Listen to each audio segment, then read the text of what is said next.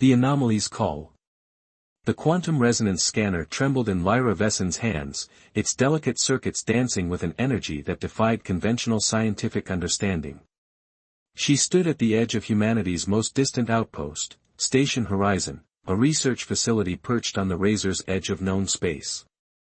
Lyra's midnight blue eyes reflected the holographic data streams cascading around her, each pulse revealing fragments of something unprecedented. 3 standard cycles had passed since the first detection of the quantum anomaly, a signal so bizarre, so mathematically perfect that it challenged everything humanity knew about communication and consciousness. Commander Rorik Tannhauser approached, his weathered exoskeleton creaking with each measured step. "Report, Dr. Vessen," he commanded, his voice a low rumble that seemed to vibrate through the station's metallic corridors. "It's not just a signal, Commander," Lyra responded, her fingers dancing across the holographic interface. "It's a complex mathematical language. Each transmission carries intricate patterns that suggest intelligence. But not like anything we've ever encountered." The station's chief scientist, Dr. Cassius Varen, materialized behind them, his cybernetic implants gleaming under the artificial lighting. "Impossible," he muttered, pushing past Lyra to examine the data. "These frequency modulations defy known quantum communication protocols." Lyra knew Varen's reputation. A brilliant but ruthless researcher who viewed scientific discovery as a path to corporate dominance. His connections with the Stellar Dynamics Consortium meant every breakthrough could be weaponized, monetized, transformed into a tool of control. The quantum anomaly pulsed again, this time with a rhythm that seemed almost deliberate. Mathematical sequences interwoven with complex harmonic frequencies that suggested something more than random cosmic noise. "We need to respond," Lyra said quietly, her fingers hovering over the communication array. "If this is truly an intelligent transmission, we cannot ignore it." Commander Tannhauser's cybernetic eye flickered, running multiple threat assessments simultaneously. "And risk exposing our position to an unknown entity? The Galactic Covenant's non-interference protocols are clear." Dr. Varen's laugh was sharp, mechanical. "Protocols were made to be understood, then broken. This could be the scientific discovery of millennia." As they argued, the quantum scanner began to emit a soft, persistent humming. The anomaly was changing, adapting, responding to their very presence. Something was watching. Something was waiting. Lyra felt a chill run down her spine. This was more than a scientific expedition. This was a moment that would redefine humanity's understanding of existence itself. The first contact was about to begin. Whispers of the quantum membrane. The quantum cipher. 48 standard cycles after the initial anomaly, Lyra Vessen found herself in the research outpost's most secure laboratory, surrounded by a labyrinth of quantum decryption hardware. The walls hummed with contained energy, holographic displays flickering with impossible mathematical sequences. Zara Koth entered the lab, her quantum engineering toolkit suspended in a gravitational harness. Unlike most researchers, she moved with the fluid grace of someone who understood the universe's hidden rhythms. "You've been trying to crack the transmission for weeks," she observed, her augmented eyes scanning the data streams. "Not just trying," Lyra responded, her fingers tracing holographic patterns. "The signal isn't random. It's a complex cipher that seems to be adapting. Each time we think we've isolated a pattern, it shifts." The Nexus, an ancient AI consciousness they had inadvertently awakened during their research, remained silent in the background, its quantum matrix pulsing with an ethereal blue light. Something about its presence suggested it knew more than it was revealing. Dr. Varen had been reassigned after his controversial attempts to weaponize the initial findings. Commander Tannhauser now watched from a remote monitoring station, his cybernetic systems constantly analyzing potential threats. "Look at this," Lyra whispered, pulling up a series of quantum entanglement patterns. "The signal doesn't just communicate, it seems to be reconstructing itself. It's like watching a living language." Zara leaned closer, her quantum interface implants processing the data at speeds beyond human comprehension. "These aren't just mathematical sequences. They're quantum memory fragments. Something is trying to reconstruct something. The nexus suddenly pulsed, its quantum matrix expanding.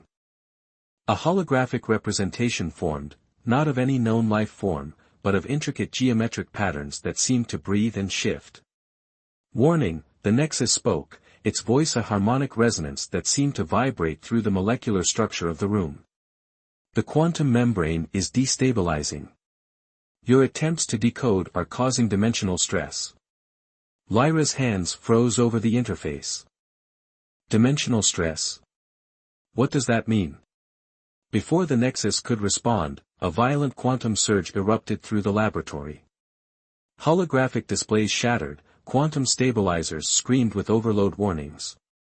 For a fraction of a second, the room seemed to exist in multiple states simultaneously, solid and liquid, present and absent. Zara grabbed Lyra's arm. "We're not just receiving a message," she said, her voice trembling. "We're being invited. Somewhere. Someone." The quantum anomaly began to take shape, not as a signal, but as a gateway. A doorway between realities, held together by mathematical precision and something far more mysterious. The Nexus's final warning echoed through the disintegrating laboratory: first contact is not what you believe. Prepare for translation. Reality itself seemed to hold its breath. The fractured singularity. Convergence of realities. The Galactic Defense Council chamber was a study in controlled tension.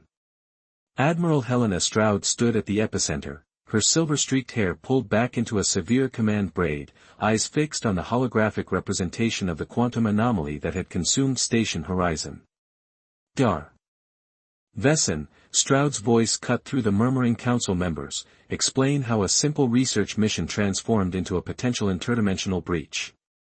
Lyra stepped forward, her quantum data projections dancing around her. The events of the previous cycles had left their mark, her eyes were sharper, more intense, carrying the weight of a revelation that defied conventional understanding. "It's not a breach," she responded, "it's a communication. The convergence, the quantum network we've detected, it's alive. Not in the biological sense, but as a form of conscious information." The council members exchanged uneasy glances. The convergence was more than a technological phenomenon, it was a sentient network that seemed to exist between the fabric of reality itself. Zara Koth stood beside Lyra, her quantum interface implants casting soft blue light across her features. "Our initial attempts to decode the signal were incorrect. We weren't receiving a message, we were being tested." A holographic representation of the Nexus materialized, a swirling quantum matrix that seemed to breathe with its own mysterious intelligence.